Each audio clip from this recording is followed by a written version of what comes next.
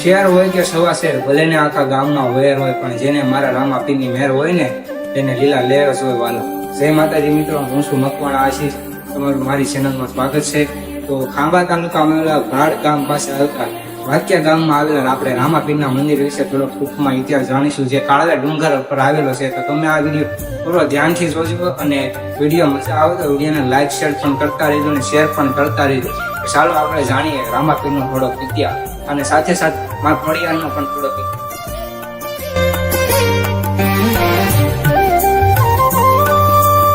તો મિત્રો આપણે પહોંચી ગયા છે કાળા ડુંગર. તો સૌપ્રથમ આપણે ખોડિયારમાંનો ઇતિહાસ જાણી લઈએ.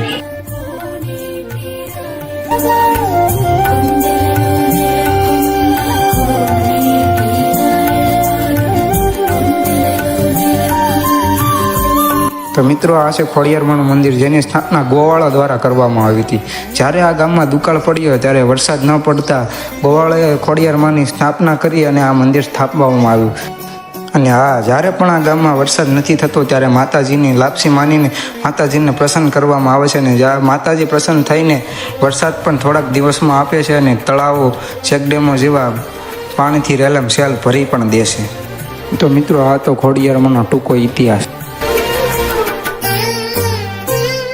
તો ચાલો મિત્રો જઈએ કાળવા ડુંગરે અને રામાપીરનો થોડોક ઇતિહાસ પણ જાણી લઈએ.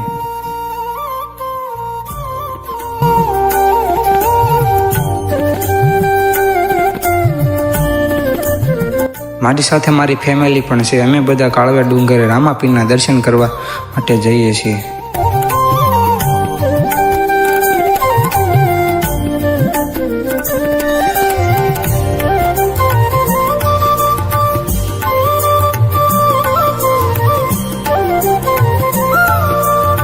તડકો પણ એટલો છે એટલે પાણી સાથે લેવું જરૂરી છે.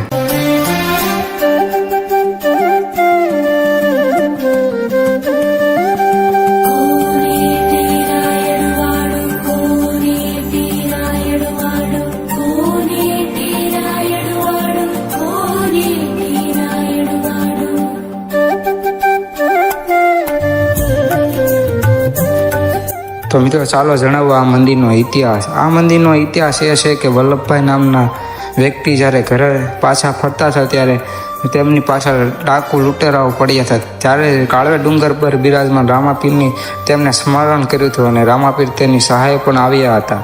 તો મિત્રો આ મંદિર વલ્લભભાઈ ડોબરિયા નામના વ્યક્તિએ બનાવ્યું છે, પણ ગામના લોકોને બહુ જાણ નથી કે તેમણે બનાવ્યું છે કે આપોઆપ ઉત્પન્ન થયું છે. પણ હા, હજી આ ગામમાં તેમની 4 પેઢી રૂઢિરસ્ત પ્રમાણે ચાલી આવે છે અને રામાપીરને તેઓ માને પણ છે.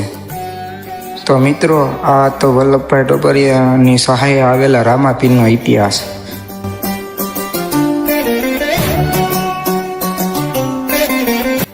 તો તડકો એટલો હતો કે અમે પાણી પીવા માટે વડલાના ઝાડ નીચે બેસી ગયા. થોડાક સમય સુધી રેસ્ટ પણ લીધો.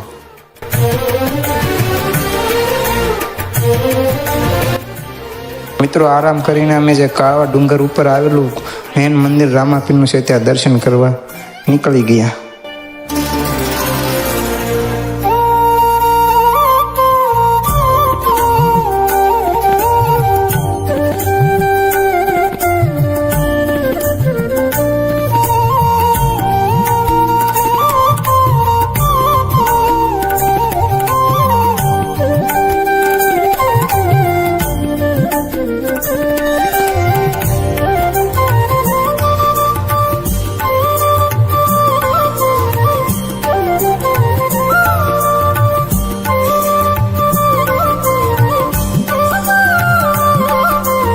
ડુંગરનો નજારો એકદમ રમણીય છે. જ્યારે ચોમાસું હોય અને વરસાદ આવ્યો હોય ને જ્યારે આ ડુંગર ઉપર લીલુંછમ બધું છવાઈ જાય ત્યારે આ ડુંગરનો નજારો એકદમ સુંદર મજાનો લાગે છે.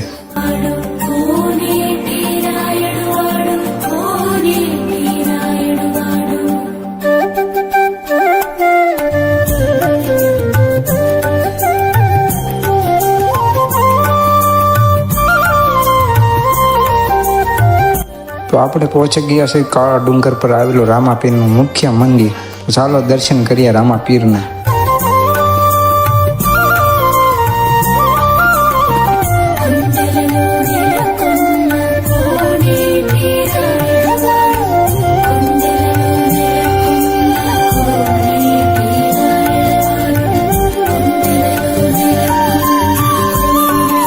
મિત્રો આ મંદિર છે જે રામાપીર વલ્લભભાઈ ડોબરિયાની સહાય ડુંગર ઉપરથી આવ્યા હતા.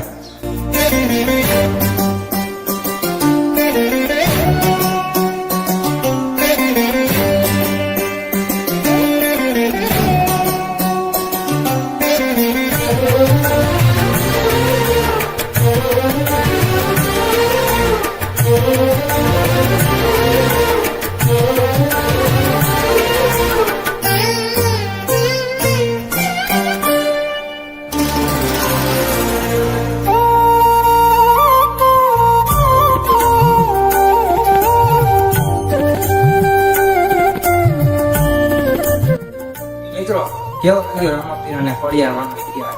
જો આ ઇતિહાસ જાણવું હોય તમારે તો તમારે આ ખાંભા તાલુકામાં આવેલા ભાડ ગામ વાસ્યા ત્યાં તમારે આ ડુંગર ઉપર જવું જોઈએ અને રામાપીરના દર્શન પણ કરવા જોઈએ. વિડીયો ગમ્યો હોય તો વિડીયોના લાઈક શેર સબસ્ક્રાઇબ કરતા રહેજો અને અમારી ચેનલને વધુમાં વધુ શેર કરતા રહેજો. આવજો મિત્રો. જય રામાપીર, જય માતાજી, જય ખોડિયાર.